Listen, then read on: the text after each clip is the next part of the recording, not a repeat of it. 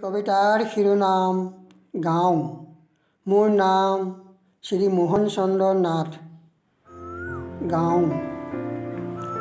হেয়ালি হেয়ালি গাঁৱৰ জীৱনী, ঘৰ বাৰী খেতি পথাৰ, পশু পক্ষী সমিল মিল। ঢেঁকী তাঁতৰ শালত যুৱতীয়ে, গৰু নাঙল খেতিত যুৱকে, ৰাখিছিল গাঁওখন ফল ফুলেৰে ভৰি। ৰং ৰহস্য খেলা ধূলা, ৰীতি নীতি শিক্ষা, মেল মিটিংবোৰত সকলো মিলি ন্যায় পাইছিল। নামঘৰ মন্দিৰত হৰি নামৰ ধ্বনি, উৎসৱ বিহুত ধনী দুখীয়া আছিল সকলো মিলি জুলি।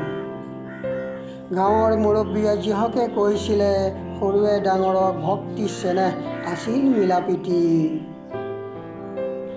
প্ৰকৃতিৰ সৌন্দৰ্য ৰূপে ৰাখিছিল সকলোকে, লোভ মোহৰ মায়াজালে। ধন্যবাদ।